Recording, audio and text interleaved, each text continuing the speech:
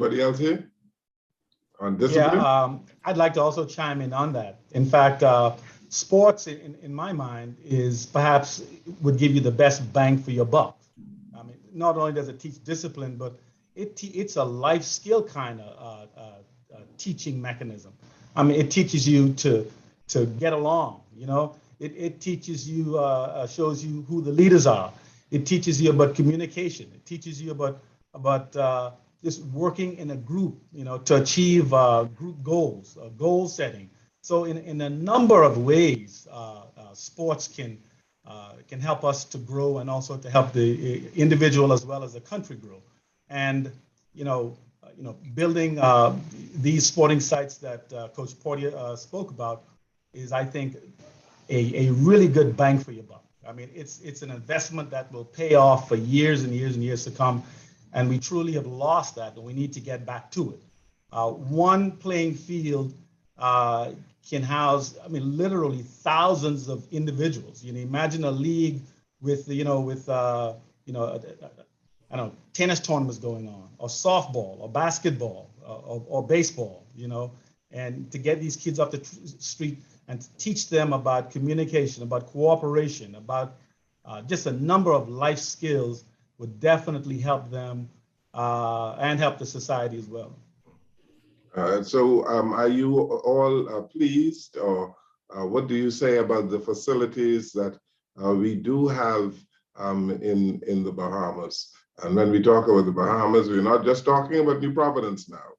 Let's talk about the Bahamas in terms of how we are able to provide facilities or improve on the facilities. Let's talk about facilities, because I believe that an improvement in facilities would go a long way in developing the type of athletes that we want. Eh?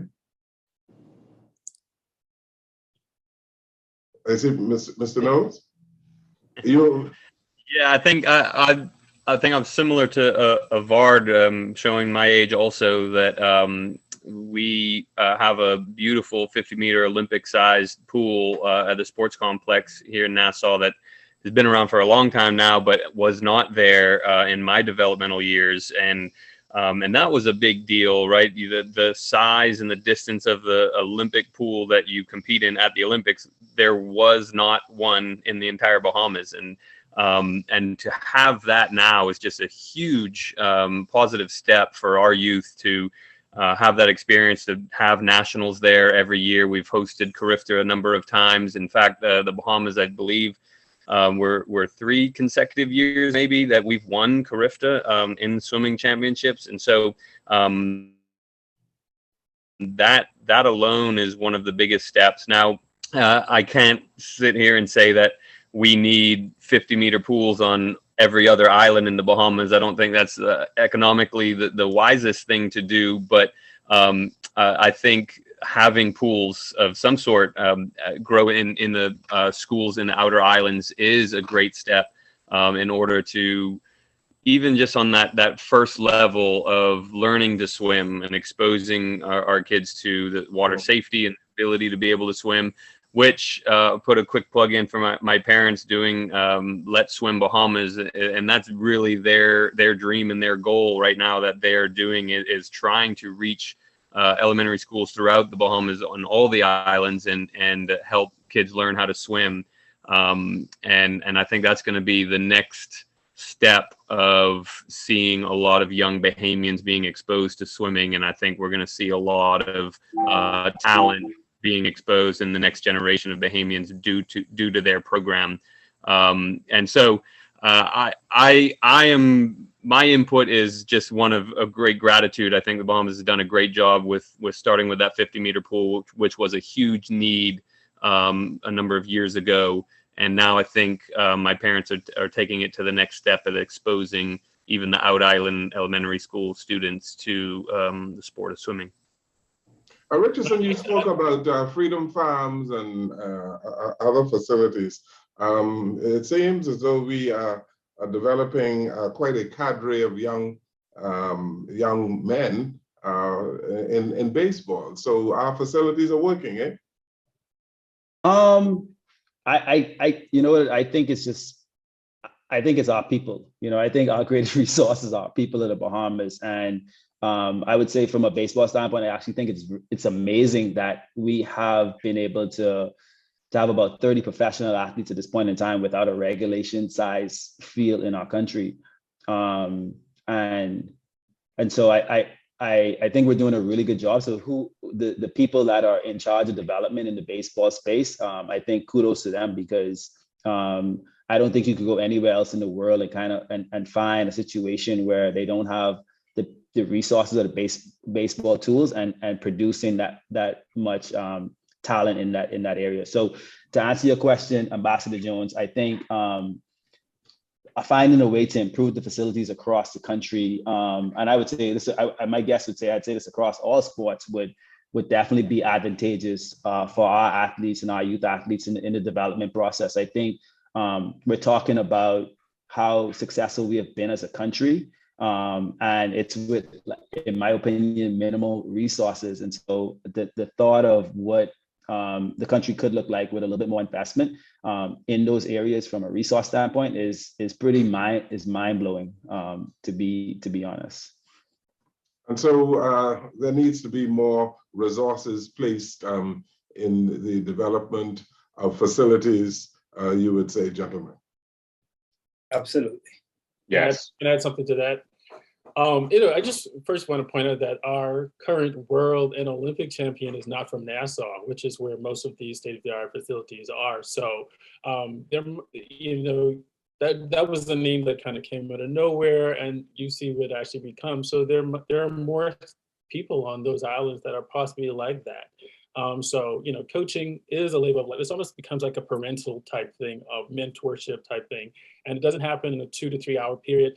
It just takes a lot of time. But when you don't have access to major facilities like that, sometimes it's difficult to kind of really create that environment for people like a Stephen Gardner or other people that live on the island to have the potential to really develop them, simply because you don't have the resources available. I know a lot of persons who do camps on various family islands stuff, but it just takes more. It takes time. It takes years. I've had persons who worked with me for years before I even got to the point where I could win a Carifta championship. But then it's not always financially feasible for persons to get into the main island to have access to those facilities. So trying to create some type of avenue for students to have access to that would really be helpful in terms of creating more Stephen Gardners or other students that are extremely talented that just need access in order to get to the next level. Now, you all live and work in the United States of America. And my question to you now, all of you, is what can you do as coaches and administrators in your personal capacities to improve the output of athletes in the Bahamas? Professional athletes in the Bahamas. And I know that you all are making contributions, but what else you would want to do, gentlemen? Anyone? I can, you go ahead. Elliot? Go ahead. Ms. Elliot? Oh, I'm sorry. Yes.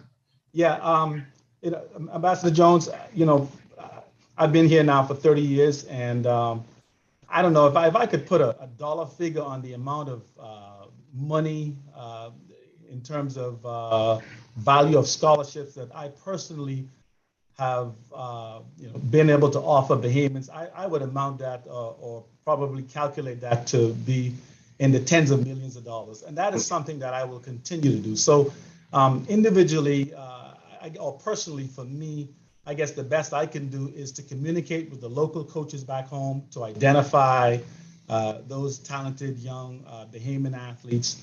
And if I can't offer them a scholarship, I've done if I can toot my own horn, I've done an excellent job of trying to find or trying to place them in other institutions that could use their talent. So one of the things that I constantly do is remain in consistent and constant communication with the local coaches back home to help to identify talented kids and to offer them an opportunity to earn a scholarship. That is something that I have been awarded, that was given to me, and I will continue to pay that forward. And so for me, my job as sort of a track and field ambassador would be, and has been, and I'll continue to do this, that is to communicate with the local coaches back home, identify the talented kids, and bring them abroad. And just like, for example, Frank Rutherford, if I may throw a name out to all of you that know Frank Rutherford, he's doing a fantastic job of doing the same thing. Going to the family islands, identifying the talented kids, and bringing them over to the U.S. to offer them an opportunity to advance themselves. And so, I want to thank the local coaches back home for doing, the groundwork. It's a little bit easier for me. They do the groundwork. They teach these kids. They help to identify them. They give them to me and some of the other Bahamian coaches, and we try to find a place for them to place them. So I'm proud of that. I'm honored to do it, and I'll continue to do it. You mentioned bringing them back to the United States. Can't we develop a program in all the disciplines, in all of the sporting disciplines in the Bahamas, so that people would not have to necessarily travel to the United States? Or are you saying that it is best to travel to the United States for advanced training?